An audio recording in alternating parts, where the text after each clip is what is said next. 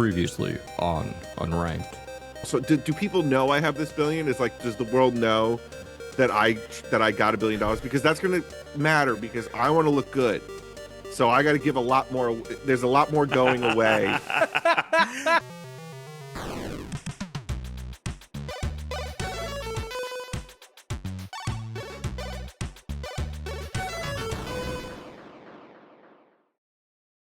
Hello, and welcome to the 524th episode of the Unranked podcast. Chris James, Alex Roggenrola, Tom's Caswell. Hello. I want to introduce a new segment. Oh, to the do it show. Already? It's Wow. called Birthday Boy. Oh, I thought we were being blindsided. It is the Blindside right now. Birthday. It's a Tom's new doing a segment. blindside. I'm doing a Blindside. I'm pulling out the Billie Eilish back right at your idol right at the start. It's called Birthday Boy. It was my birthday this week, and as such, I declare. This is really weird. You I have looking a into the wish. camera and talking. I have a is wish. very weird. No, I like it. I don't like have it a at all. wish. No, I Okay, really, Really? in fact, No, I I'm don't gonna like it. do- This is You're making gonna like me this Only segment. make eye You're gonna contact with the camera. You were gonna like this segment. This is You're making gonna like this me segment. uncomfortable right now. On all of our birthdays, we get to have a podcast wish that the audience has to fulfill for us. Okay, so you get one on your Interesting. birthday, and okay, my wish is this weekend we are recording our 10th anniversary special. We're doing a power hour. If you haven't dropped something in the Discord yet, a favorite memory from Unranked, go do it. That's my birthday wish to Go the do it. audience. Okay. Get it in before Saturday. Because I would love fuck. with some of the because Go some of the do it. memories that people have dropped in there, I'm like, fuck, I forgot this moment. Okay. And that Hold. is- Hold. yeah. Because I was What? going to save this Okay. for tomorrow so we could start fired up, but I'm dropping it right now. Tom, we explicitly discussed that you and Alex were not to look at anything that was in there because you asked me to cut those audio files to make that game for you. That's true. And then last week you went in there and you commented on, well, you were like, oh, I totally forgot about this. And I was like, I can't use that now. Well, no, that's not true because they are like, what was that moment? But Yeah, you're yeah. going to cut it and be like, okay, what was said next? And I'm going to have absolutely Sure. no idea. Sure. I'm gonna, Okay, that's like true. These That's true. memories are coming up, and I'm like, I Yeah. remember that being the funniest thing on the planet. I have no idea why. Okay. I have no context for anything that's in there. This is why another segment. Why spoilers are sometimes not spoilers.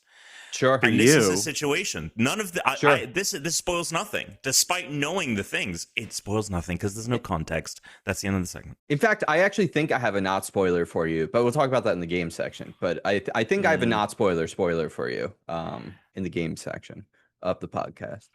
But yes, I did. So the last several years, I've used the previous intros for every year we've done Unranked. This would technically, like how we've done it, this would technically be like the new birthday. So like starting like, the next, year of Unranked. But we're doing the power hour next week. And I was like, we should just have it all in the same episode. Right. Because then I'm taking something from the birthday celebration that's part of the birthday celebration, and putting it in this. So this is the final. This is being counted as the final episode of the previous decade, which, depending on how you decide to slice it. Right. It's kind of like we have to cross the finish line. Now we're going into the next decade. So that'll be next week. So yeah.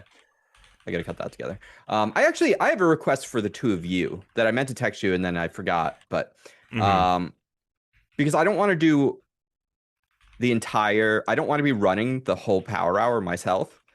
I have a request for the two of you. Tom, I want you to do like maybe somewhere between like 5 and 10 game questions. Pick from like all the different games we made. Okay. I want you to do that because I've got about 40 minutes worth of stuff. I have about 30 to 40 minutes worth of stuff. I love that. Okay. And Alex, Excellent. I want you. I thought about making you do a game, like as well, but then we're too game heavy. I want you to do a presentation.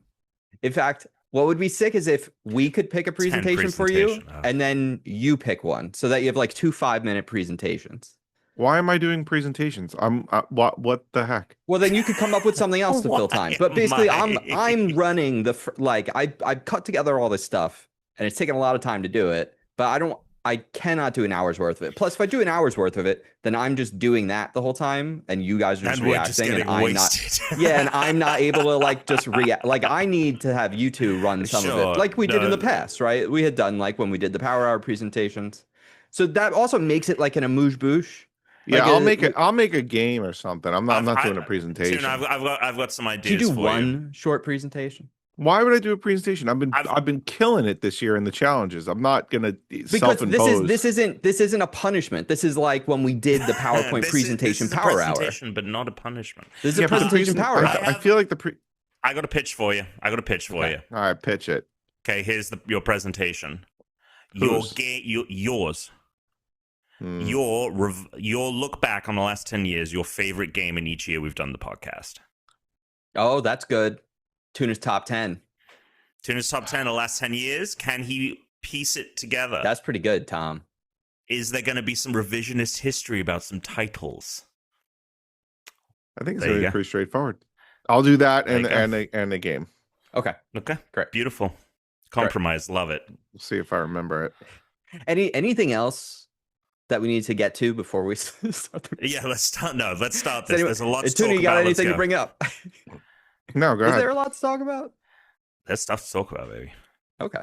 Well, then we should probably start, as we always do, with the Pokemon. And with this being the 524th Pokemon of the podcast, that means we're talking about the 524th Pokemon of the Pokedex. Today we have a new one. Tuna, tell me, who's that Pokemon? Roggenrola.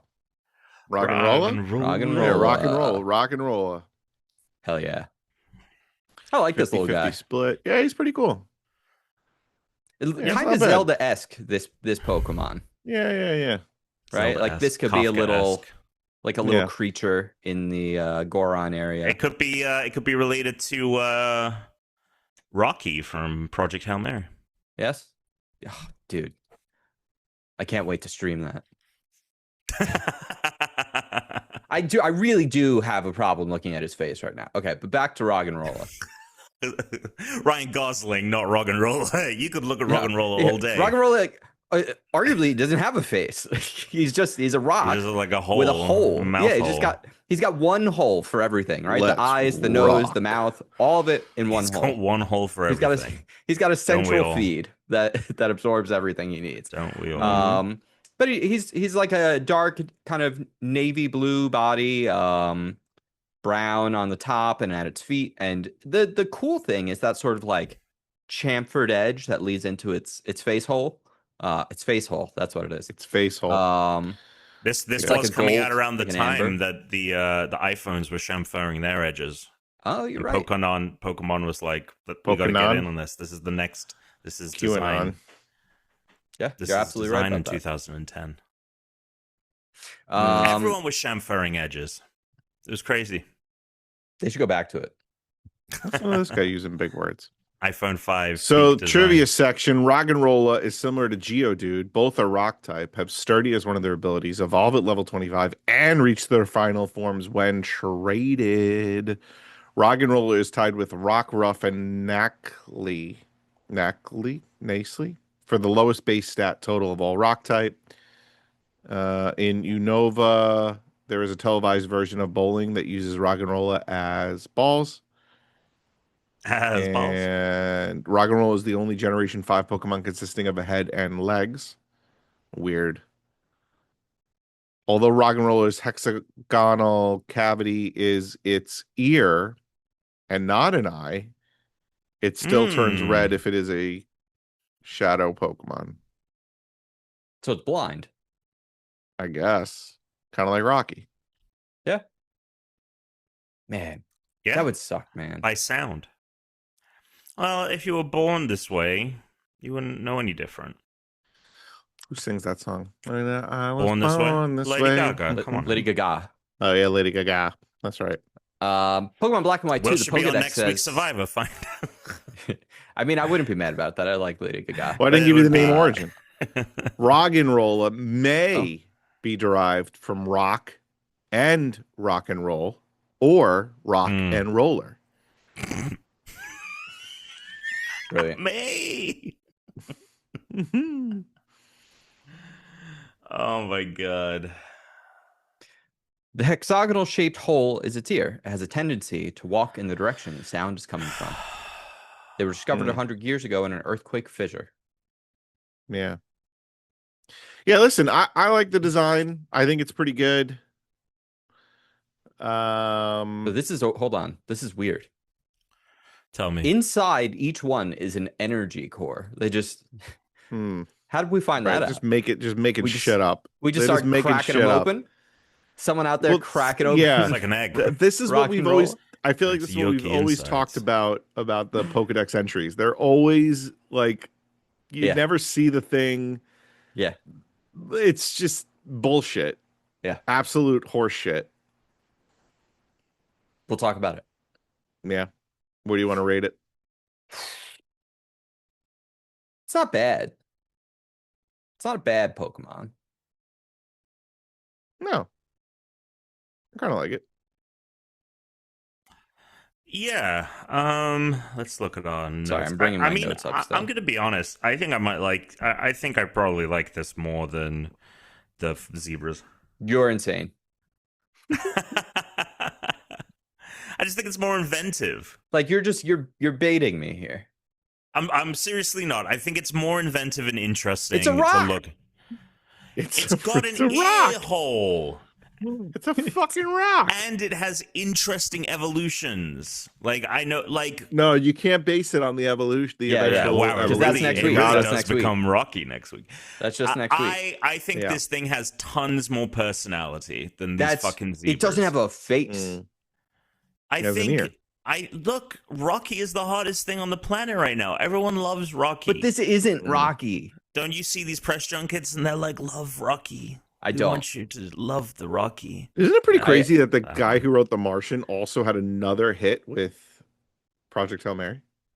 Like, yes, because no one that's ever made anything has ever had success twice. What? No, never. Especially, like, it is funny how many, like, sort of... sci-fi writer that had massive success with one book wrote another sci-fi book and had massive success as well. Yeah, well, the second one didn't take off, but I think that is being made into a film also, though, or a show. Artemis, right. Yeah. Right, and he even had a little misstep in the middle. Yeah. That's what I'm saying. I mean, they do follow a very similar structure, and like, oh, we have this smart guy who's like, oh yeah, I mean, it's the same. Like, he basically put the Martian in further out into from space. like a scaffolding kind of viewpoint, you know. Otherwise, it's very different. But the scaffolding is the same. White guy in space has problems in a solitary condition. And has to overcome it's also them. like a smart white guy who's like being underestimated. Like he's like not the guy for the job in a way. Sure, he was. I don't know. Was Matt Damon not the guy? I don't remember much about the But Martian. no, but he was like a botanist, you know. But then he had to go and do all this fucking. That's the thing. So again, you're right. Chris is right. Like it's a botanist who basically trained to be an astronaut. Yes, and it's kind of like the same. So that he could go to Mars, but like so it's kind of the same thing going on here. Same thing. No, it's more like Armageddon. This one, where they're drillers, drillers training to be astronauts. I don't think The Martian is all that in a bag of chips. Like I don't remember that movie much. Oh, I love it. It's really good. I love it. It's really good. But I just don't remember it. Like I in fact, I forget a key moment from The Martian not the guy is one of it's one of the major plot points of like the third season of For All Mankind. It was so funny that it was the exact same. They were like, we have a problem to solve. And they solve it in the exact same way. But it makes sense, right? Because this guy. And I don't mean to. Right, exactly. Like he works with actual people. Like he talks to people at NASA and like figures out like the way they would solve these problems. If they, you know, so it's like. You know what's interesting though? I don't mean to catch you out on this, right? But I'm not 100% sure. And I'm not trying to start anything. Yeah. Okay. I'm not 100% sure that we know the guy in Project Hail Mary is white. From the book? Yeah. In the book? I don't think it's mentioned. People have to correct us. Yeah. Should we ask AI? The Martian might. The Martian, you might be able to the Martian, some of it was like, you know, the guy's name is like Kapoor, right? So his name is Ryland Grace. Like, are we really? What? Grace, you could... No. Ryland? Anybody could be a name. Hunter. Anybody could be Sure. a name. Anyone can be the name. Anyone could be a name. Anyone can wear the name. Anyone can be the name. It could have been a black guy called Ryland. I think this should be the new number 10. Well, first of all, there was a guy on Big Brother, and I think his name was Kyland. Yo, names are getting out of hand. I got a DM from Will in the Kyland. Will in the Discord, and There was Go ahead. he sent me like a kid that was just born who they named Sabo, and his brother is Luffy, and he has another brother named Porcus. Like he has this guy's naming all his kids after One Piece. I was like, I thought I was bad, using Lost for my kid's name, but like Penny's a great name. We've really lost the thread. There was a guy. Kylan was on Big Brother. You know what? Season 23. You know what, Tom? Fair enough. If you hear my name, do you assume it's white? Yeah. Because I'll tell you right now that All if you three of Google them, my and name, it's Hallie all and the for other Alex. Christian humans that come up are African American men. They are not there you go. white guys. right. Where Forget are we Project putting Hail Mary. where are we putting this? We got to decide. 10. You guys don't like it above the things, fine. I think 10 is good. Okay, I'll take it. Great. Yeah, 10. Book them, Dano. Like, it's one of these things where I think it's less interesting than I just don't think the zebra really just did it for me. I think that's what it is. Tom, that's fine, dude. I mean, no one's got a fucking like gun to your head here. Yeah. Also, Tom, we're still only 30 Pokemon into this right now. sure. Where that zebra's probably gonna land in the they're like all 20s. gonna be. Yeah, they're they're all all gonna be gonna in the get knocked bottoms. down. They're Yeah. all gonna be in the bottoms. All right, Yep. so here's let's get it going. So what I wanted to say coming out of the pod straight away, Yeah. right, Coming hot. is I think personally Mm. that the live action One Piece, I think, is the best version of One Piece. I think I like it better than reading. I think I like it better than when I watched certain episodes of the cartoon, the anime. Can't say cartoon. I find the pacing to be good. Yeah. I find the acting to be good. I find the show to be fun, and I really love that they leaned into like 95% of all the charm and what am I trying to say? Like costume design, like set design. The sets and the costumes are crazy. What am I trying to say? Yeah. It's tactile. Yeah. They're Like, on they sets. didn't- They're in real places. Everything is Yeah. pretty much physical. You can touch Like it, and it works so well. They didn't, make It's not the Usopp's volume. nose. No they- volume. They didn't make Usopp's some, nose really long, maybe. but they made pretty much everyone else look exactly, not exactly, but it's awesome. They didn't mute anything. They didn't mute anything, which I think is. I think it's awesome. Sorry. No, that's it. I'm done. I just like when you see the drawings that there's drawings of them like as the characters, right? Like, and it's like so synergistic with the page. It's really good. It's really good. Sorry, I didn't mean to steal your thunder there. You seemed really jazzed about it. But because I'm having a lot of. You know what it is? is? Because I haven't had a lot of fun watching a show in a long time. Even though I know what's going to happen, and I just think that they did the live action so well.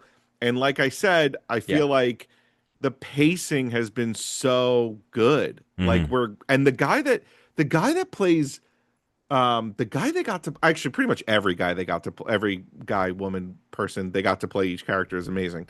But the person who plays Mr. Nine, the one with the crown, Oh, sure. that was out of left field, and I'm like, this guy's perfect. Like, what this guy walk on set, and they were just like, "You're it. You're the guy. Yeah, we'll take you."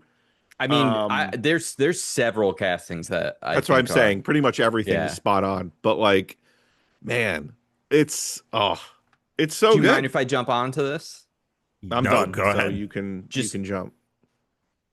I like mostly agree with you on this take. Ooh. I like in general, I still like, I think the manga is still like the ultimate, just because this probably won't be a complete version. And even if they get to make a complete version of this story, It's truncated. Right. It will be. That being said, it's an adaptation, and it's an amazing adaptation. It's unbelievable. I mean, Therese would not watch One Piece. She would not read One Piece, right? So she has to hear me talk about it all the time. Same with Matt's wife. Both of them love the live action. Right.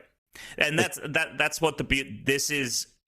adaptations, I think, work at their best when they're really good and they are tailored for the format and like what that is. And like, especially because we're getting a new version of the anime, right? We're getting which there was the news One on that Piece. today. Like Oh, Oda really? apparently said the reason he wanted it was because like animation is just so much better now, and the way they make the shows are so much better now that like he doesn't want new generations of kids being kind of put off by the old show just Yeah. because it's literally like 30 years old now. You know, like the show's it's been around for so long. And it just gives people a new jumping on point. Hey, did you like this live action show and you don't want to go watch a 1200 plus episode anime? Well, there's a new thing coming out, and the anime is probably going to be like 250 to 3. The anime should arguably be almost as fast as the live action. It should be a little bit longer because the live action's cutting out some things that like if they had time and budget for, they could have included. I don't think they would have made it worse,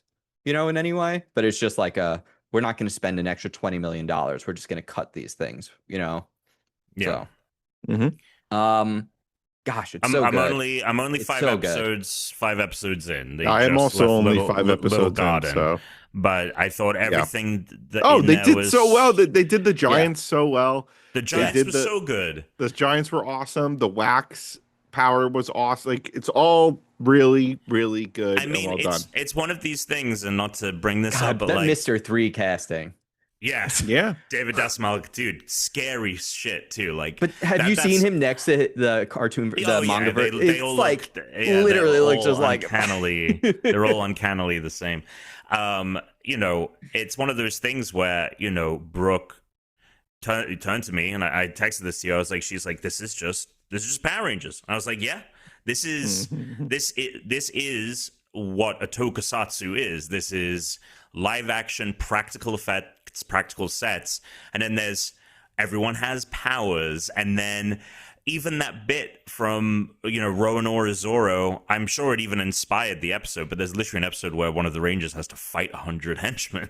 And then you have the Giants, which is how they would shoot the Megazords and everything. It would just be a perspective thing, putting things in front of other things.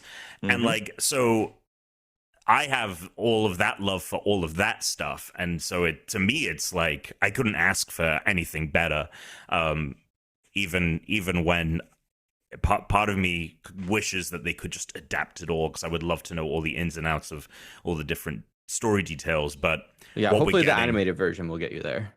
Yeah, exactly. I will be one of those people that will just watch that. So exciting, good show.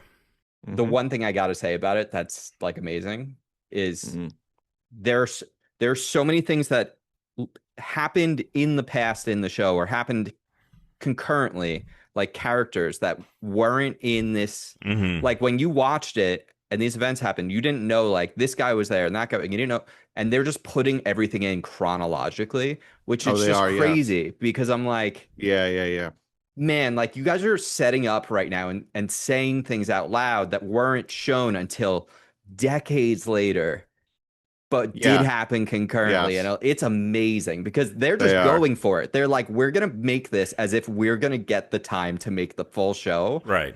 So it does worry me about like, I hope Netflix is going to be like, you're probably not getting another one. So that if they get, so they can at least close it. And it doesn't just, because the 4Kids adaptation of the translation, the dubbing we did, the original terrible one, which is why Alex and I never watched this show. It was horribly done. It was absolutely it literally just ends on a ridiculous cliffhanger that looks like all the Straw Hats died. Like it was like there's literally like a moment, like a chapter ends, and you think like, oh my god, did everyone like?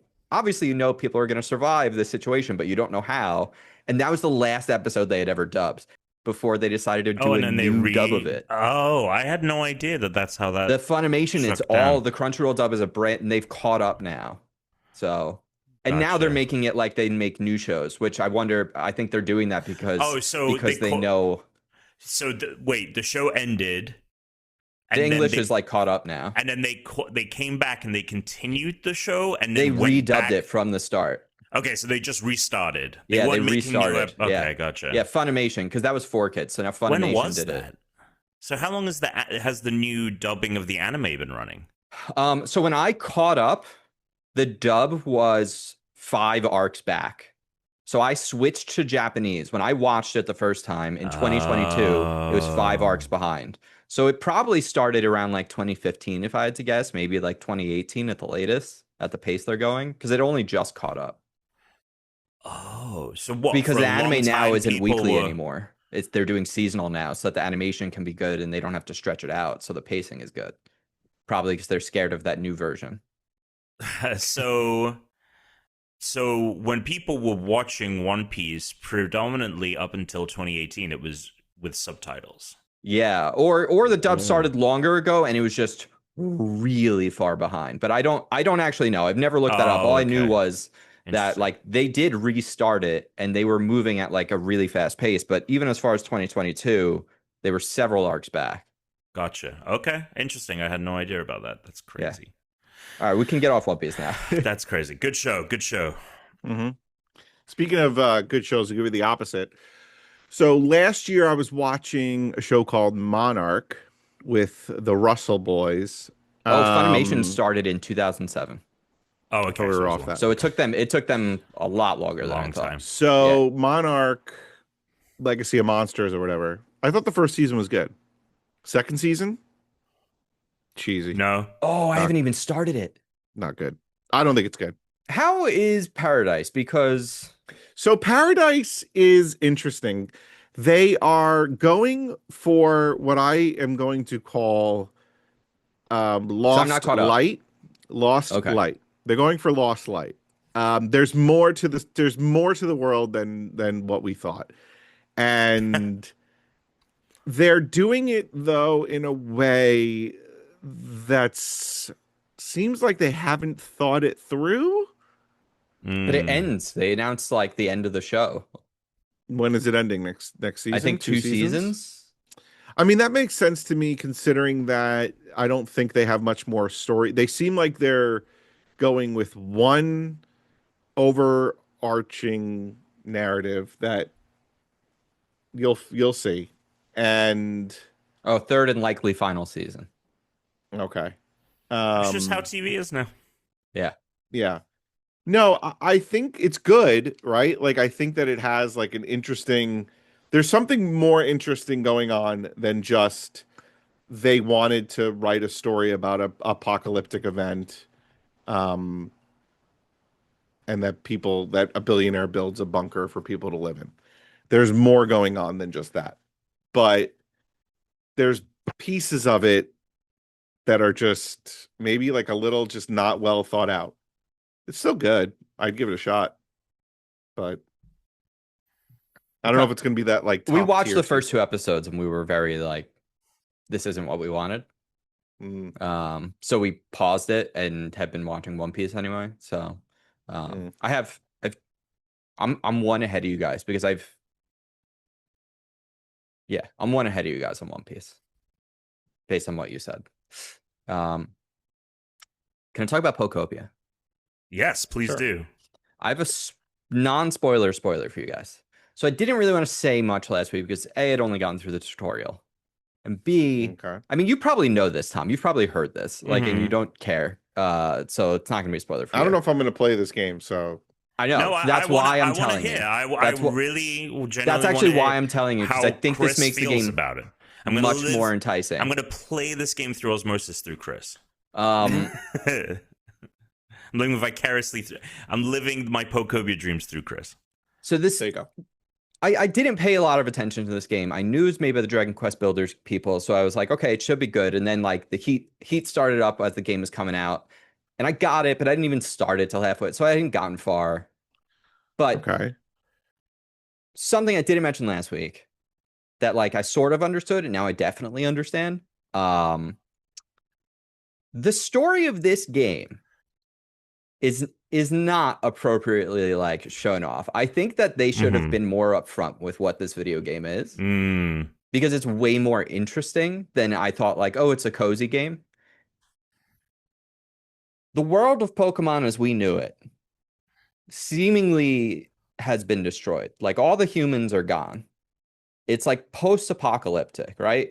You're a Ditto that like misses its trainer so much that you look like a human. And you are And like this is sort of up front in the main story. That's like, you know, how everything starts, and like the area you're in, it's a wasteland. Like everything's dry, everything's dead. You have to like revive this Squirtle so you can learn its move. And then I told you all of that. What I didn't tell you, which I hadn't fully understood, is that the place we are, where all the humans are now missing, and all the Pokemon miss the humans, which is like kind of sad, is Kanto. There's fucking Pewter City. There's like Wasteland, like SSN, like Vermilion City. There is Pallet Town, the ruins of Pallet Town in this game. The two houses and a well, but it's a pretty large 3D. Yeah, but well, there's two, and then there's 4 buildings. Yeah, you might be right. There's 4. There's 4 buildings. Yeah. Yeah. But it's weird. It's weird to be exploring. Like someone was like, "Hey, what if we took everyone's favorite place in Pokemon, Kanto region, and we said all the humans are gone. We don't know what happened to them. The Pokemon are depressed, and the world is a wasteland." And they were like, "Yes, that's a great idea." Well, this is something that I know that Steve brought up in his review on Steve the GameSpot's review.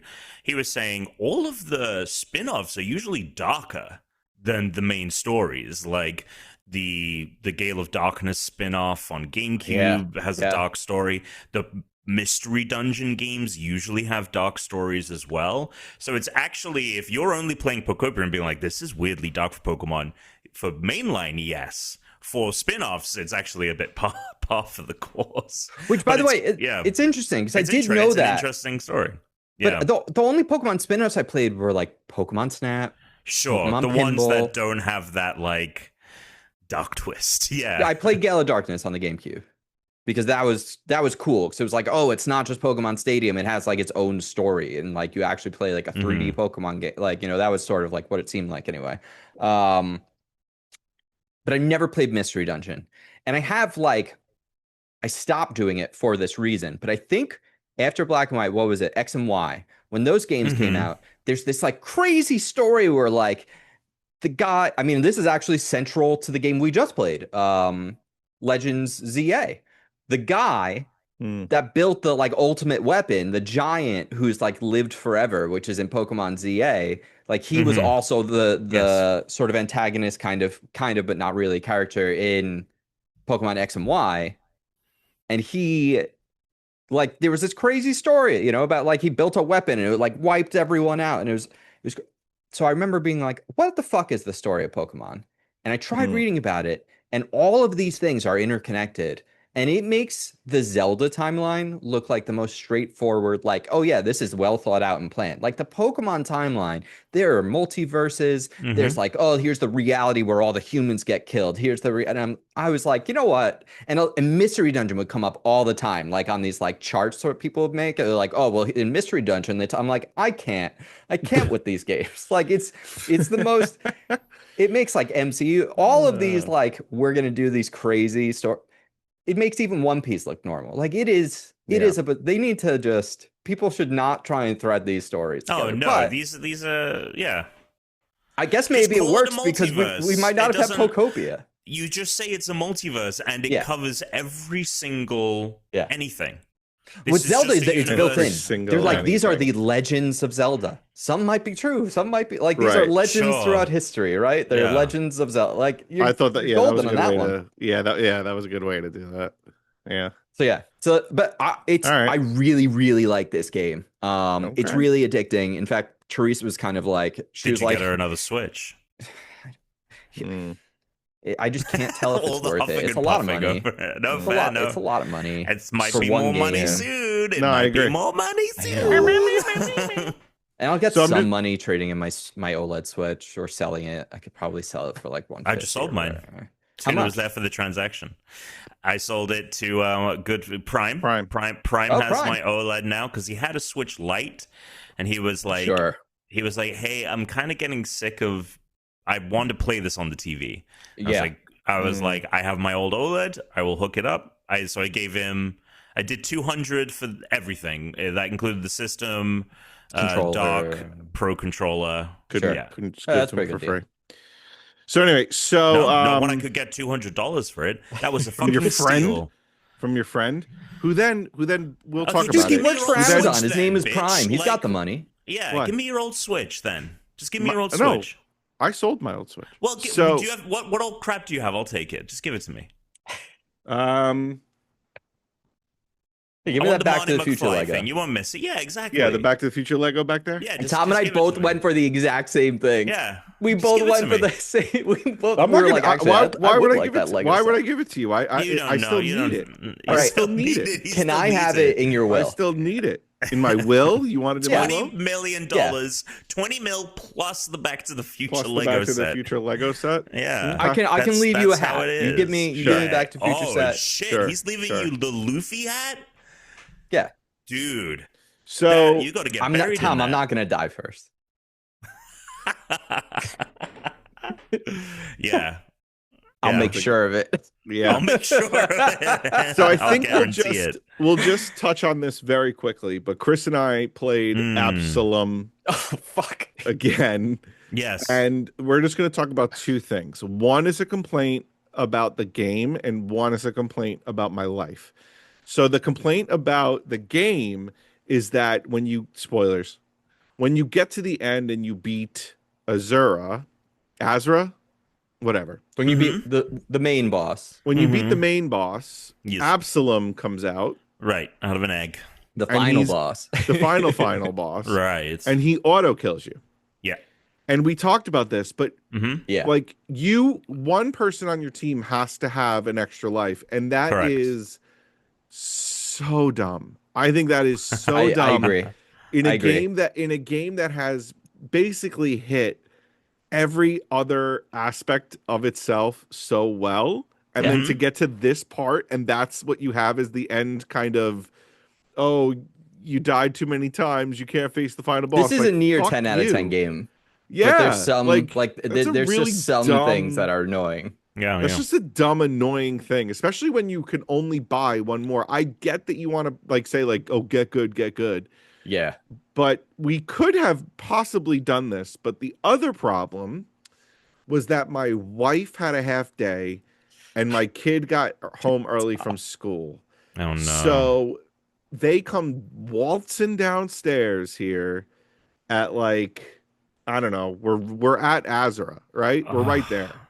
And Right. We're they almost come- at Azra. We're at the door leading up to Azra. Like Yeah. we're going through the hallway. Oh right. So they 'cause you come still need to down. fight him again. You still need to fight Yeah. him. You don't just go right to Absolute. Right, no, so right, and that's a two-stage boss fight. Yeah. Fuck You gotta off. do the you gotta do the Azra thing. Yeah, Right. So and Chris's character was I Batman had the also. moves. You had the moves. Yeah. Yeah, he had. I had- It always sucks when you lose and you had the moves. It really is. Just So like, so basically, you know, How they am I come gonna beat him without downstairs him? and she's like, "Can I play?" And I'm like, "Yeah, all right."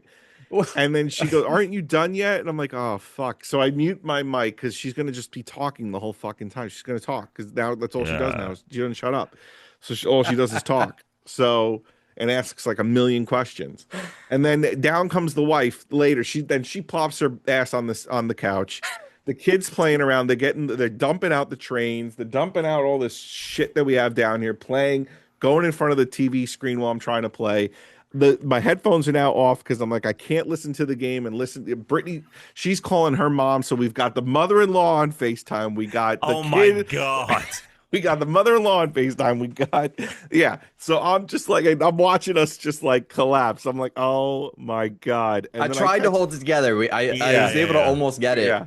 He Yeah. did almost get it. He did almost get it. And I was like, if he gets this, we're good because the way we can revive each other, we're both going to be Yeah. at 100%.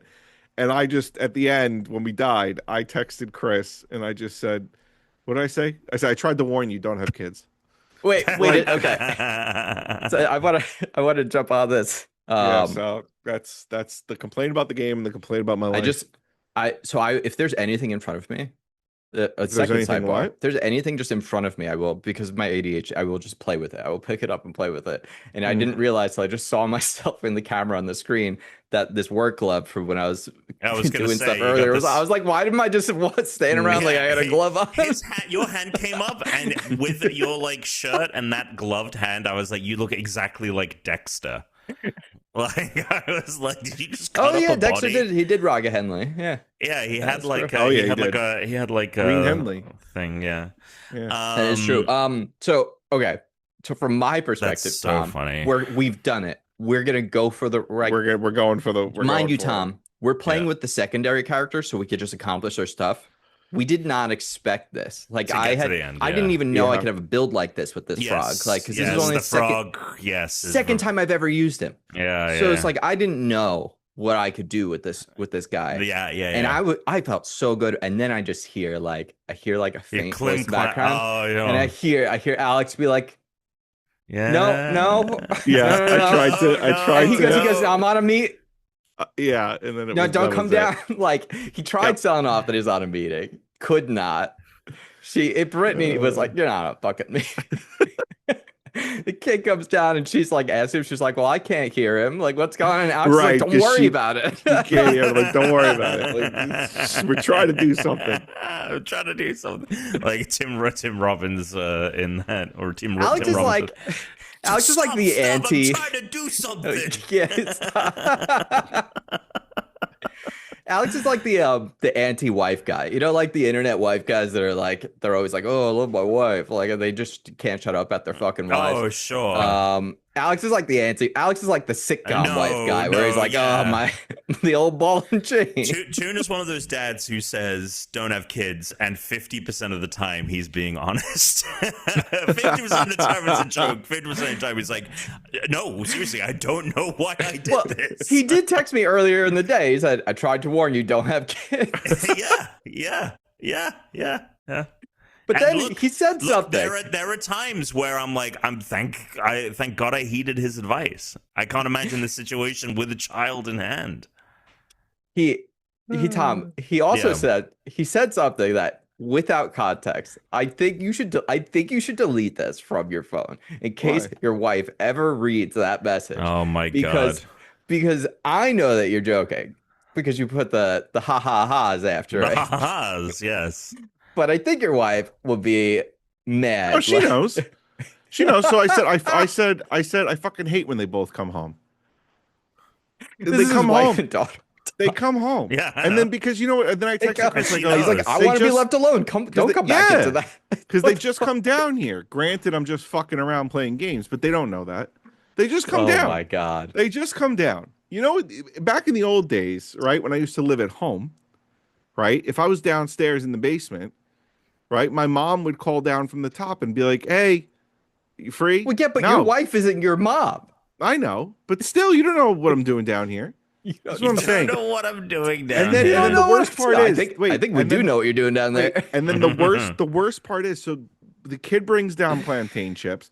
Britt brings down her own fucking like bag of. Actually, these are pretty good. There's new Doritos that are Ruffles cheddar sour cream. They did like a Ooh, swap okay. of the flavor. It's actually very good. So the two of Fuck. them come down with their Yeah. snacks. He interrupts himself to be like, actually, I really like this. Yeah, actually, Yeah. let me just do an ad right here for Yeah. So they Dorito come Lay. down. They come down with their snacks. They're chomping. The crumbs all over the goddamn place. Crumbs. And I say, and I'm like, this is my sanctuary. You guys are in like totally. I'm like sanctuary. Like they're getting like, and then I swear to God, right? Oh, they because the left. rest of the house is girl house, right? Yeah. So they Yeah. left, and I said, I'm gonna be a minute because I gotta vacuum and dust and do a whole dust. and do a Oh, sorry, whole the basement They is deep got girl- set. dust girl everywhere. house. They got they sprinkled the Dorito dust everywhere. So I They were did. like, I dusted everything down here, and I vacuumed the couch, moved the couch, vacuumed the rug down here. I was like, you guys, every single time you come down here, you fucking fuck shit up, and the kid doesn't clean up her shit. I got to clean up after her every fucking time. Kid on the way out just takes the Lego Marty off the wall, slots it into the radiator, and goes back upstairs. Like dead staring him, like, fine. Dude, just the other quickly thing, the other pop thing it is in too, there. she wants to do her gymnastics challenge, which is Right. her walking across the couch, hanging on the beam in the back Oh, that supports sure. the fucking house. Yeah. You know, doing like a fireman's pole down the other pole that's holding up the house. And it's like, it's fucking mayhem down here. And it's one kid. It's one mayhem. kid. It's mayhem. Fucking mayhem Have down another. here. Do it again. Yeah. And yeah, the yeah. mother- Another, in-laws they'll on play the with each phone. other. Yeah, and the mother-in-law's on the phone. And I'm just like, this is outrageous. This is my space. We definitely, by the way, had that not happened, we would have gotten up to Absolum. No, the problem is too. We had to start late because I had shit to do. Yeah, So we yeah. started later, which Yeah. if we start later, there's a risk that they come home. We're also Yes. like we could do the run a lot faster, but because there were still like go find this that we're like moving slow, because we're like, Yeah. oh, we got to make sure we don't miss anything. Like, Yeah. so Yeah. I still really, really like that game. We're it's a pretty close to the end. We fantastic probably game. only I have a mean, handful of it's- runs left to Yeah. complete everything. Yeah. So Do you want to talk Survivor? You want to get a drink while we talk about Survivor, or did you watch what you should have watched? And no, I haven't watched because okay, here's why I didn't watch. yeah, I was Because- going to say for you not to watch an episode, you picked hell of an episode not to watch because this is one to really talk about. Sure, I understand that for the podcast, but bear in mind, all I have heard is that this is rated on IMDb as the second worst episode of the series. is. And I woke up It to a is. 30 chain text about you It guys. is. Tom hasn't even seen it and he was making fun of it.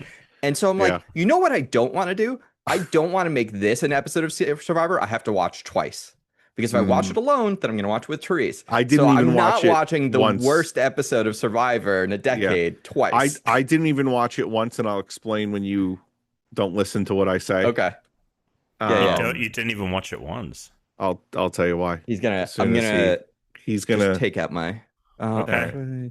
So let's chat. So Spoilers for this week's spoilers episode for of this week. Survivor. Yeah. Yeah. This was, and I agree, probably the most cringeworthy, Yeah. worst episode of Survivor I've ever seen, especially with it being, I would say, a third dedicated to a non-contestant Yeah. of the show.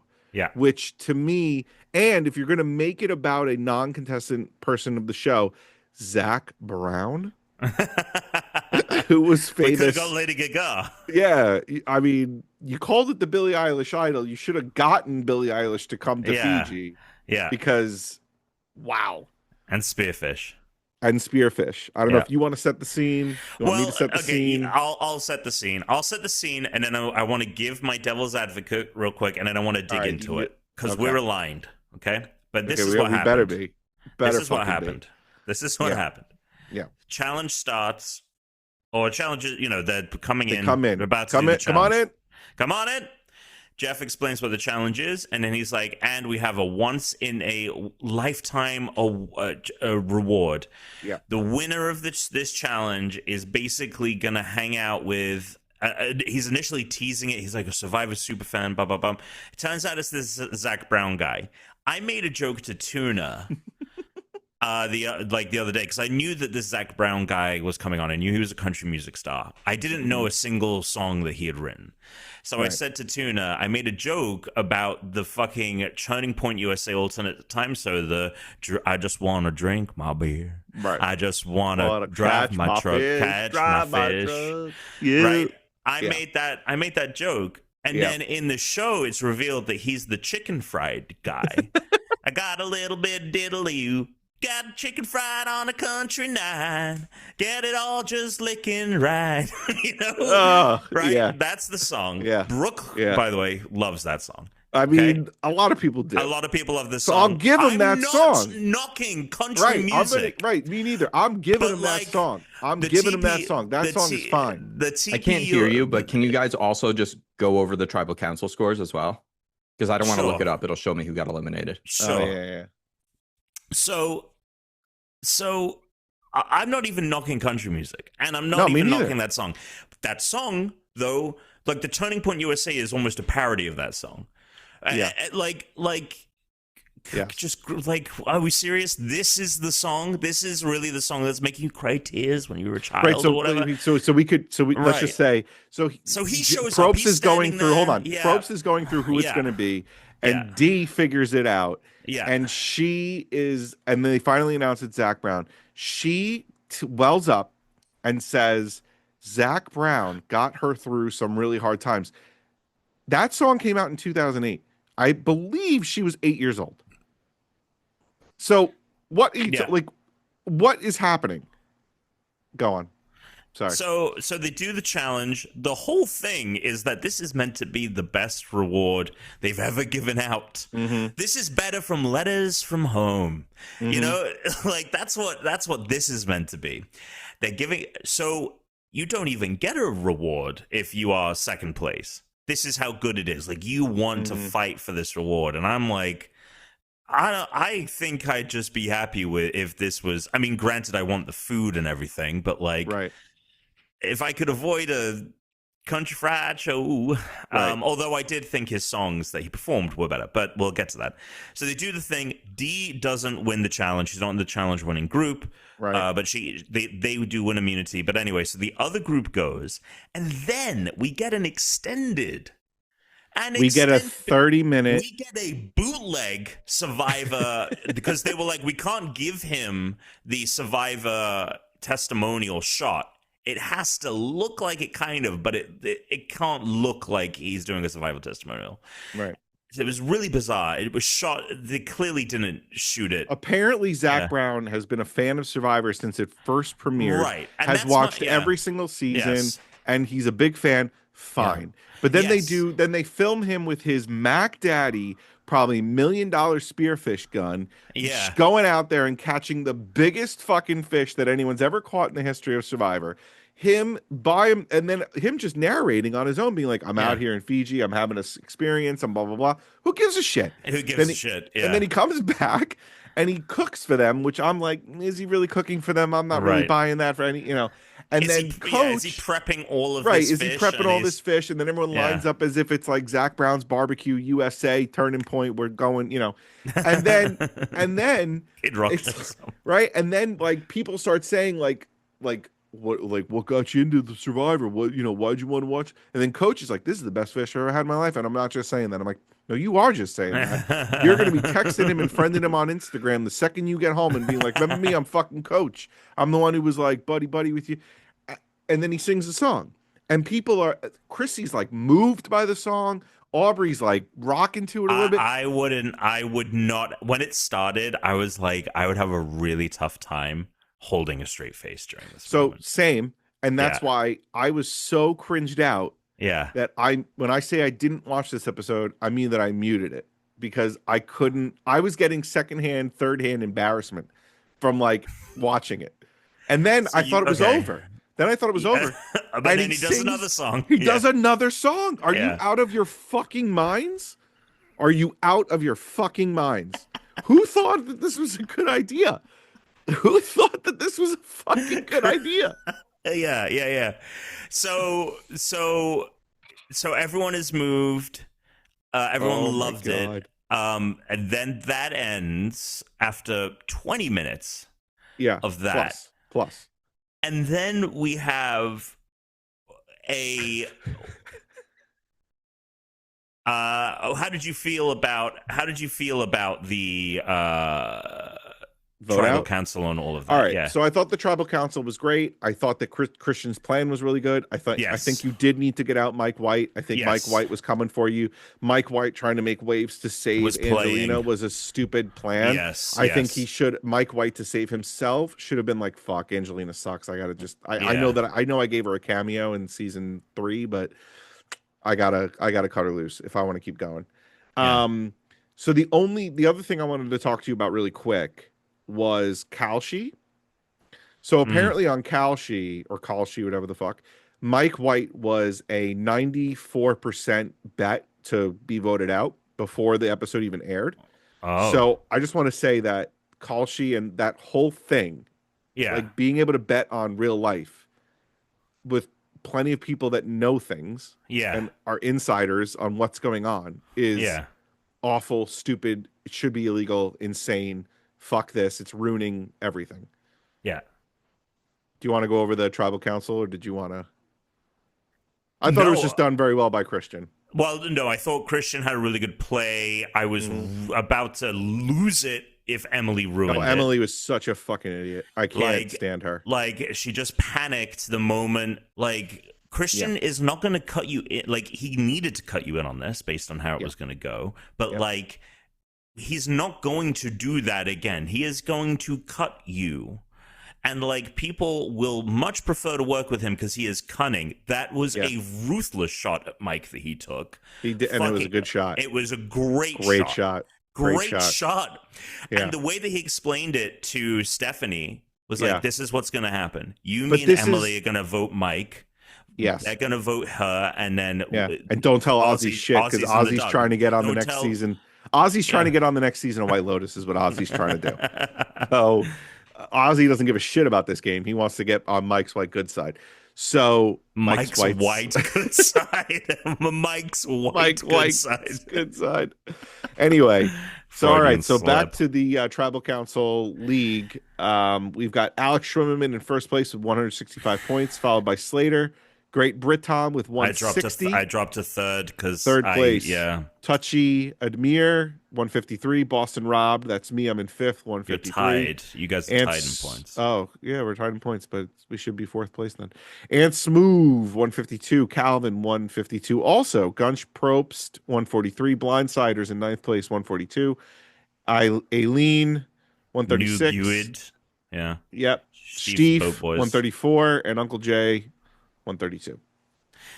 Yeah. All in all, I thought it was like if Christian's moves were overshadowed by bullshit. Yes. Yeah. All right, you want to bring him back in? Yep. Bring him back. There you go. There it is. I can't believe they did that live execution. That was crazy. Yeah, the real execution. Yeah. Yeah.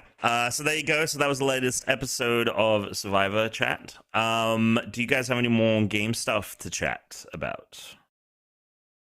Or things that you've watched? Okay. I don't think so. There we go.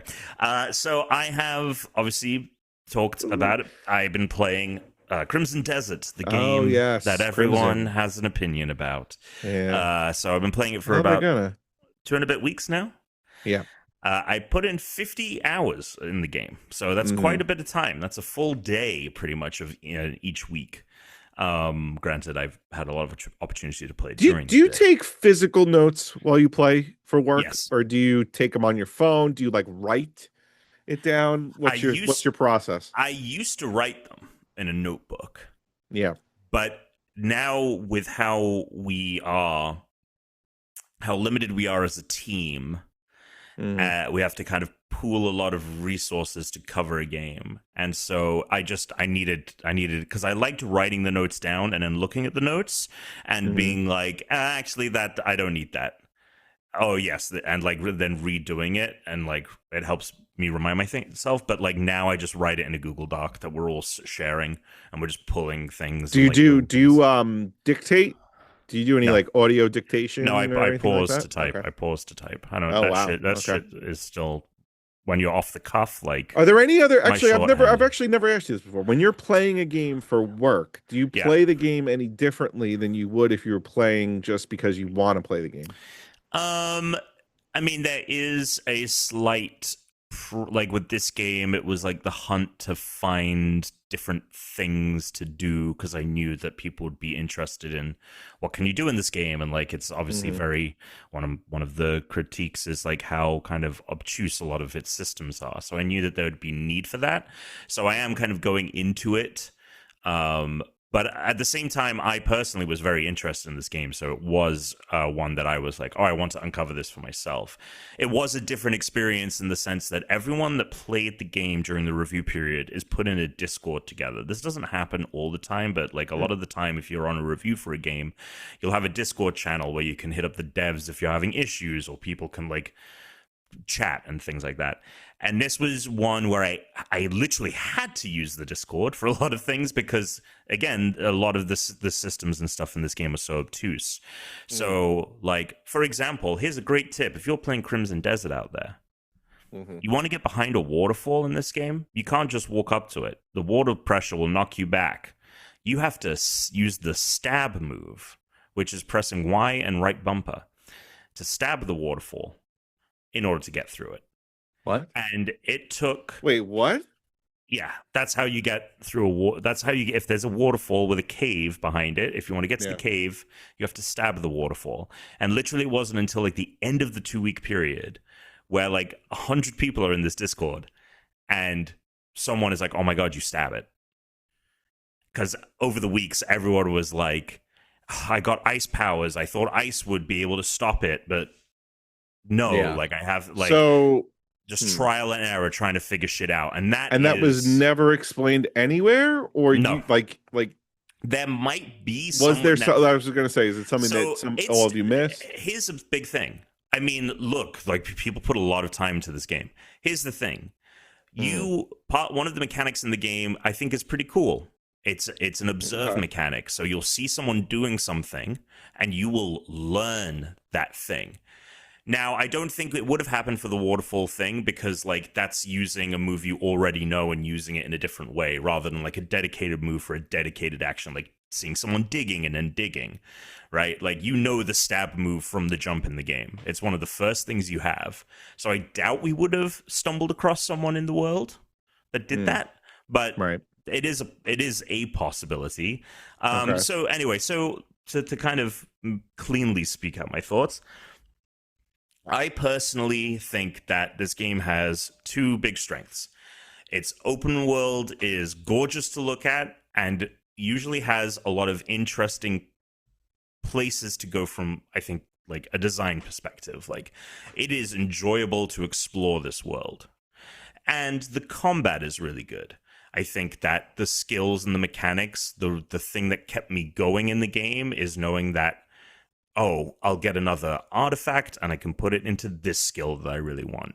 And learning how to chain all of the different moves, that's really fun. This game's story is dog shit. It is the most... It is the most, like, just generic... fantasy setting. So, you know, it's Game of Thrones in the sense of like there are all these different houses and they control these different regions and they're constantly at war with one another and there's subterfuge and all of this, but it's the shit you encounter is just so top level. There is like a knowledge system in the game that has like, you know, codex entries for everything. And when you go in there and read some of the stuff, you're like, oh, this is kind of interesting. But none of it happens in the game. You were given the most like, hey, we are faction Roberts and we are fighting faction Celeste and there's a battle happening and like we could really use your help. So there's all. So it's not like Final Fantasy 16 where they actually like did that in a really cool way. The Game of Thrones thing. Yeah, no. The story. When you were saying that, I'm like, I don't know. I like those things. I thought you liked Final Fantasy. I was going to say, but then I see what you're saying. It's like the worst version of that. Final Fantasy 16 has excellent characters who you get attached to and you get roped into the story, and there's actual political intrigue that you see and experience and play through, and when something happens in the game you have a motivation to go do the next thing. One of the very first things you get in this game is it'll be like you'll just be hanging out and it will be like, okay, here's the next quest objective, go give the beggar outside a coin, like go give him money. No one has said, hey, you should go talk to that beggar. It just popped up as a quest objective. And there's this kind of sense of my most generous thing I can give to the story is that there's this kind of sense that it is divine intervention because there's this thing called the Abyss, which is the Sky Islands from Tears of the Kingdom, right? There's all these Sky Islands. And it's another realm. I love Sky Islands. And not just in Zelda, just general trope. It's great. Oh, yeah. Oh, and that's the thing. They are fun to explore. Like getting up there, finding a new one, uncovering it, opening the vault on one of them, like figuring that out. That can be a lot of fun. But it's like the Abyss, the Pywell is the name of the country, right? That the game is set in. It's like the balance between Pywell and the Abyss is being threatened, and you're the only person who can save the balance. And so there's this idea that they are this fated hero on a divine quest, and so like maybe that's why things are just happening and you go do them. But the character has no agency. The character has no opinion about any of this. He just learns new things and is like, cool. They try to give you like a bit of an emotional hook with the very beginning. You are a Greymane, which is like the Night's Watch essentially, but they're not on a wall. They're mercenaries, but they're also like good people. Like they're the good guys, and like they're good, but these guys over here are bad. And you're trying, and your team, the Greymanes, get decimated in the beginning. And a lot of this game, you're also usually the motivation, if there is any, is we learned of a Greymane. Like, there's a battle going on, and we think there's a Greymane fighting in it. So that's why you go to the battle. And so they try and hook you along with this. And I also think that the core mechanic of building the Greymane camp, and eventually you can do farming and all, it can get really deep. That's kind of interesting. And it's definitely the most interesting the story gets. Because again, the only thing Cliff really has is he wants to rebuild the Greymanes. And so, it's like when it's a desert of motivation, character motivation, when you're in a desert of character motivation, that little drop of we're going to rebuild the Greymanes feels much more substantial, but it's also just like, he'll find the Greymanes and they'll be like, Cliff, where have you been? Oh, my lad, it's so good to see you. And he's like, yeah, I've been rebuilding the Greymane camp. And they're like, oh, that's great. Everyone's still alive. Okay, I'll see you there. And then you meet them back at the camp. So yeah, if you're trying to play this for story, just don't. This game fundamentally, there's so much of this game that feels like Red Dead Redemption, but you should just play Red Dead Redemption 2 because that has incredible characters, amazing story, incredible world really exploration. Bad input lag. Sure, this game might feel better, but I mean personally, I was never one of the people that. No, sure. I mean, that's the thing. Games have problems. Games have quirks, and I think that this one's quirks and problems are kind of compounded because of how many things it's trying to do. I'm not saying it's a jack of all trades and master of none, because I think when you say jack of all trades, like it feels kind of derogatory. There's some things that I think it does really well, but I don't think it does anything well better than the inspirations. Like, again, RDR2's world is in many ways just as fun to explore. Zelda's puzzle solving and all of that is much more fun, and the pacing of all of that just feels so much better. You have everything you need from the start of that game to do anything. In this game, you have to play tens of hours into the campaign just to get skills that are crucial to solving puzzles in the open world. Like, that's another piece of advice I would give. As much as you want to get lost in this world, so many critical things are tied around the main story hours into it that you kind of need to keep playing the main story. And when you break off, you'll eventually run into something that you can't do because there's a skill that you don't have that's tied to the campaign. So, Zelda, the way it gives you all these tools and the way that you use them and you discover how to use them in different ways, sure, you don't have as many things to do, but it's way more fun in that game. Combat, I think the combat is its strongest point. But again, it has so many quirks that I think that combat in a Ghost of Yotei is so much more slick. And again, you don't have every move under the sun available, but you do have a lot of fun ways that combat never gets kind of tiring in that game. Whereas here, one of the big things, and again, it's a thing of wow, look at the spectacle of this. Battle, these big army battles where you're fighting through do feel like something out of Game of Thrones, where it's there's a day-night cycle in the game. The battle will start at fucking 8 in the morning, and you are playing through this level, and you go through the night, and you're trying to do this, and you're trying to raise this banner up, and you're trying to go over here and rescue this wounded soldier, and it happens during, and there's just thousands of enemies everywhere. But you're one guy who's cutting through all of those. So is that good gameplay? I mean, it makes it sound like Dynasty Warriors, which I don't like. But it's Dynasty Warriors with a lot of the moves only been able to take out one dude at a time, which no thanks. The moves are fun, and granted, these big battles are few and far between. Most of the combat encounters usually are I would say a good size that once you're done with them, it felt like the appropriate amount of time to have a big combat moment. But there are some really, really big battles in this game. And again, the spectacle is cool, but does it make it a fun game in the moment? Those moments are not. But this isn't a game where I'm struggling to find the fun either. I am pretty consistently, oh, that was a cool boss that I found. Sure. When I figured this out, I would say I've definitely had more fun moments playing this than I had with Marathon. I mean, the scores would say that. Not that review scores really matter, but Oh, what is the? I don't even know what the marathon scores are. We can get to news if you want. So there you go.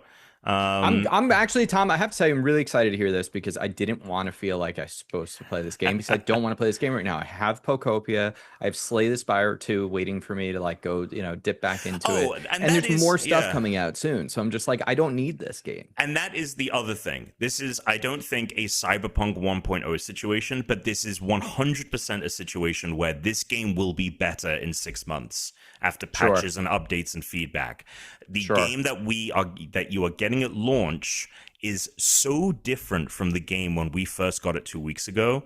There were such big patches and overhauls and changes that happened in those 2 weeks already that I'm just like, play this game down the line.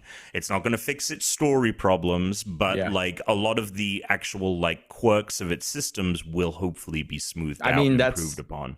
That Star Wars Outlaws game, anyone that like picked up that game like 6 months after it came out, and then they did a huge update like a year when they ported it as well somewhere else. Maybe it was Switch 2, and then it was like Switch 2 is the best way to play this game.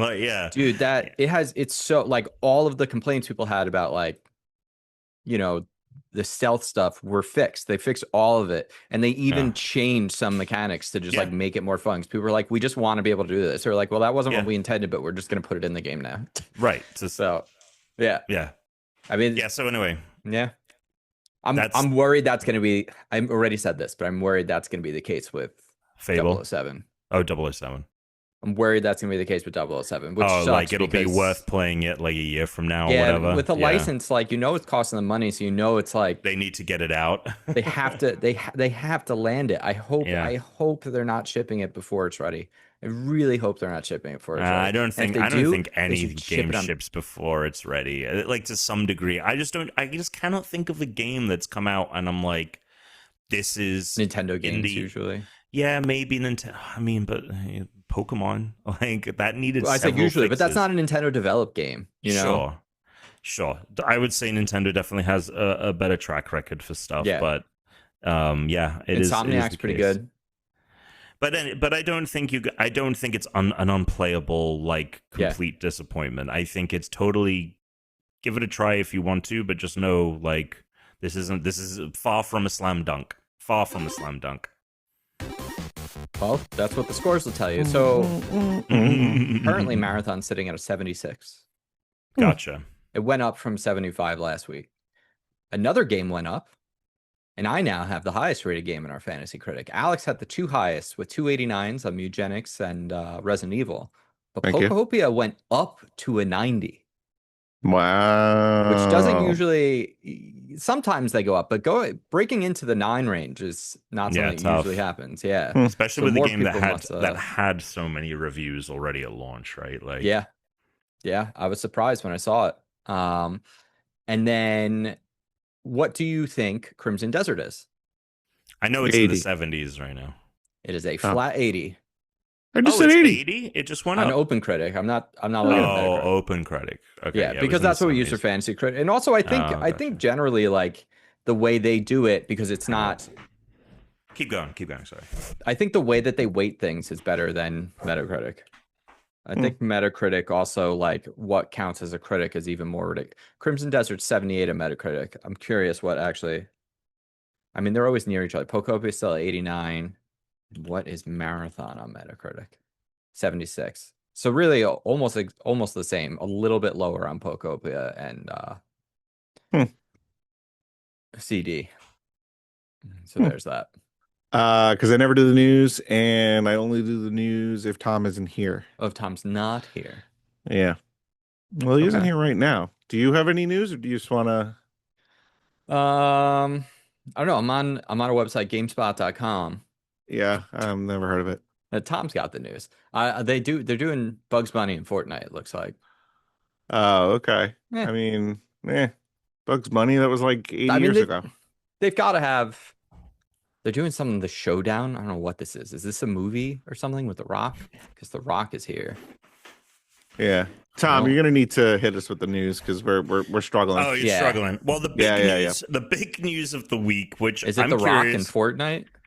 No. Okay. It is DLSS5. Oh, fuck. that. Oh my Yeah, God, I that's saw right. that. This is so Yeah. bad. I was I saw literally that. watching I stuff was about like- this again today. Yeah. I was like, I bet even Tuna knows about what Yep. this is. Well, Yeah. I decided to do what Alex usually does, and he'll load up GameSpot and just look at the first Yeah, just look 5 at the articles. headlines. So I was like, oh, we have this. A lot of it has Fortnite to thing do that with doesn't matter. Crimson, like how to get the Dragon Mountain Crimson Desert, all mountain vehicles in Crimson Desert. Play as this person in Crimson Desert. Like, all right.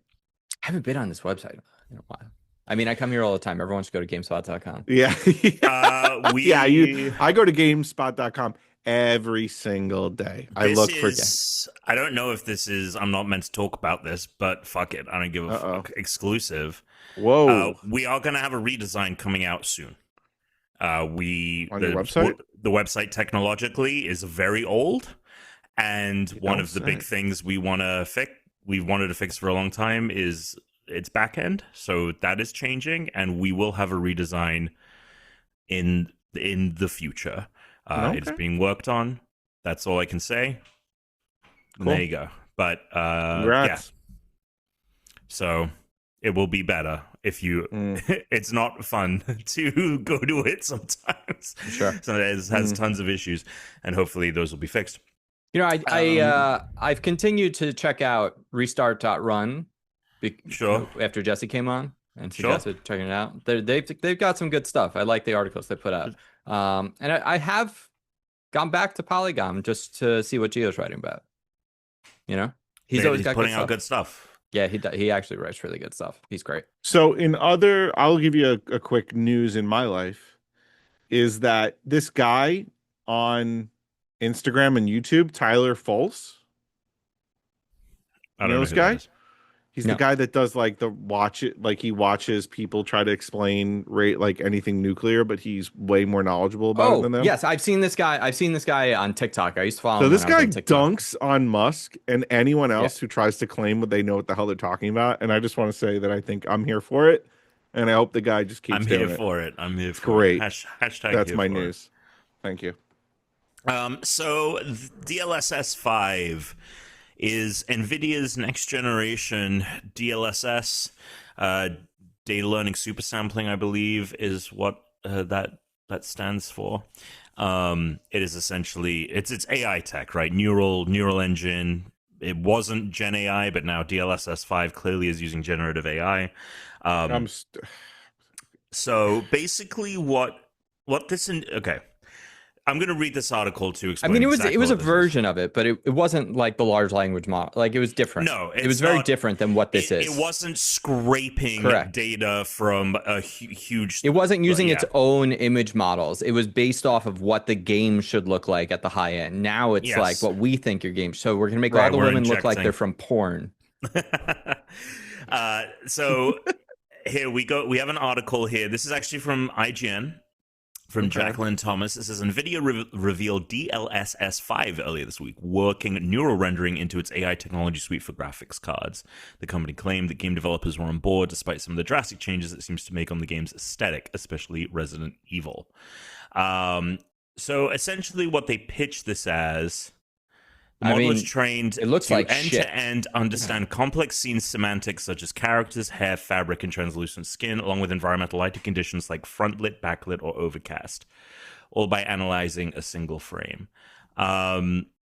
Animator Mike York, who has worked on a wide variety of games, including Death Stranding 2, streamed a reaction to Digital Foundry's preview of DLSS 5. In it, he paused at several moments to point out some of the more radical changes that the neural rendering tech made to the games. For instance, York points out that with DLSS 5 enabled, Grace Ashcroft's eyes point in 2 different directions, along with extra details like wrinkles in her lips and an ear with a completely different shape.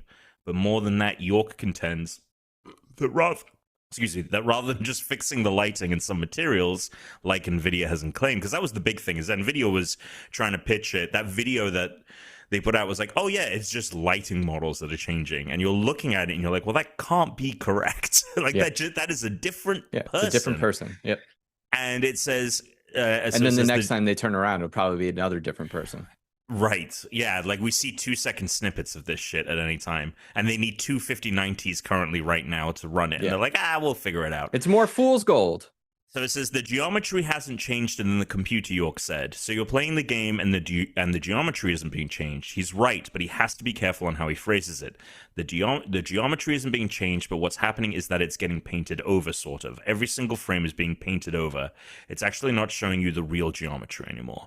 So it is just essentially a real-time AI filter that they are trying to pitch, like, oh, developers are going to be able to control this, but it's like, okay, so they control like the contrast and like the intensity and like how much of the overlay is being shown, like an opacity filter in many ways. But like that's it fucking looks like garbage. Yeah. And specifically on faces and stuff, like it also just changes all the lighting. It changes all the lighting. Changes exactly. Everything. It's like I look at the things and I'm like, okay, well, sure, this. Because these people don't give a shit about video games or understand them or art, which is the more important thing, right? They're just like, look, it looks more realistic. Isn't that what you're going for? And it's like, no, you fucking dumbass.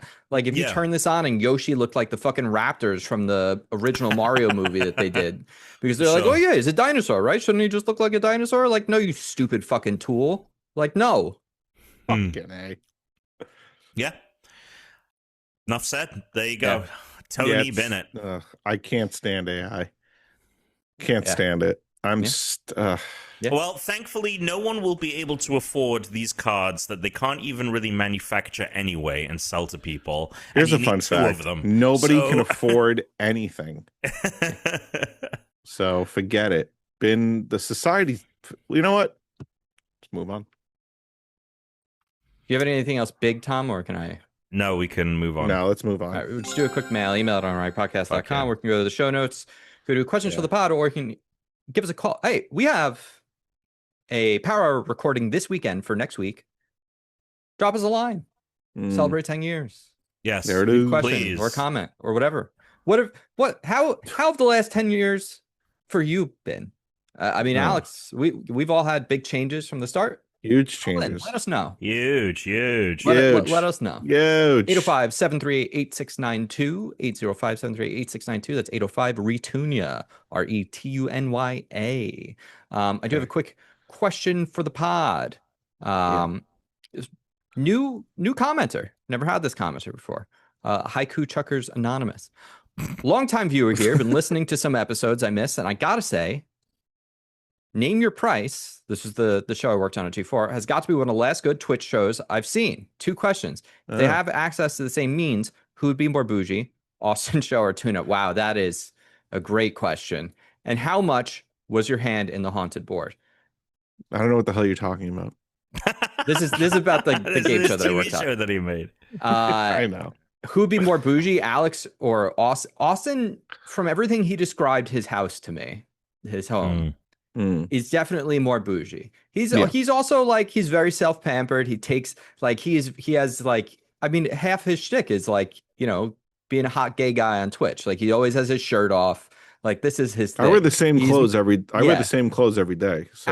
Alex has hats that have holes in them everywhere and not on purpose. Like Alex is really bougie with certain things, like if you food. Watch, like I go to a butcher, I don't buy it from a supermarket. Right, I get like true. You have very specific. You're like, I went and had like the 18-course menu meal thing. Like we go to the fishmonger. We don't get our fish from the there's supermarket. Specific things you're bougie about, but in like general, if you watch episodes of this show Unranked, you will see that I go through the same hoodie for like 2 months, and then a different hoodie will appear, and that hoodie will stay on for 2 months, and then so you're also like Alex at a previous point in time had a better computer setup for the show, but he's very like, well, if I have a computer that works, I'll use it. So now, like for a while, he was down to just using his. When you got the Nintendo Switch camera, you were like, we'll use this as this. You're not that. He's not that bougie. He's just very bougie with very specific things. No, my kid is probably going to be very bougie. Yeah, you're screwed. Not great. My kid is just. Look. Today we were sitting down. We were watching Adam Savage. She was so into it. She enjoyed watching Adam Savage just make stuff in his garage, like quietly. It was great. I was like, this rules. Yeah. The dream. Yeah, I'm just raising a tiny little nerd because I need someone to play. Some games only Survivor work good with. local. You need the body. Stab you in the back. Yeah. You need the body. And how much was my hand in the haunted board? Haunted board was a sort of board. You could pull things off of it. You could imagine a board, a big board. I can of some imagine kind. a board. Yes. That was Matt. That was either Matt or Phil, our executive producer. Because that was there in season 1. Before, like they set that up before I started. I joined the show Gotcha. in the first season, but they had actually like started that stuff. But the thing that I did for it was when we went and did the live, because we did the like main show for TwitchCon. I was like, we should get the 12-foot skeleton. And so like I got the skeleton and we assembled it so that the skeleton, because we were like, how do we, because it was a really huge stage. I was like, the haunted board, which felt huge in our very tiny studio, now seemed really small. So I was like, let's get the 12-foot skeleton and have him holding the haunted board. So we did do that, which worked out well. So there was a game that I'm still really mad about. And this is the last thing I'm going to say before I'm going to ask Tuna to wrap things up.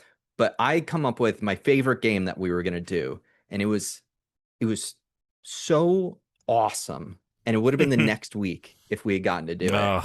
And it was this very much like it was game or no game, like the titles, right? But instead, because we do a lot of retro stuff on that show, I was going to make it look like a mini Blockbuster. We had gotten an IKEA shelf that we were going to put all these VHS tapes on.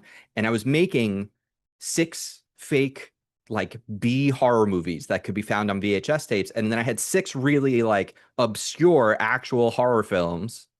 So they would be interspersed. Half of them were real, half of them were fake. And they had to guess, is it a real movie or a fake movie? But the magic trick of this, which was so fucking cool, was we got a big CRT and we had it on like the old like your favorite thing in the world to see when you were a kid, like it gets wheeled out into the school, it was on that stand. Yeah. It was. Yeah. And so when they picked one, we would have had the actual tapes and the actual VHSs queued up. So it showed either like the title screen for the real movie, or it came up and was like, like incorrect. And it was like a horror, like sort of, it would have been so fucking cool, like to do those reveals. So that was the one. Right. I wish I've thought about like, I could do that here with us. Like I could do it with games, like for Game or No Game, but that's a lot of extra work. But I did think like that would, because then it's like, oh, well, they all have to be Xbox 360 games, or, there's too much additional to do for this show. But yeah. Alex. Yeah. So Roggenrola, Rocky, proving that rocks can be cute. We also talked about Survivor, probably one of the worst episodes I've ever seen in my life. What else did we talk? Oh, Crimson Desert, one of the most mid kind of games. Tom is liking it, not really, but the story stinks. But if you just don't think about the story and close your eyes, and maybe the game is good. Close your eyes.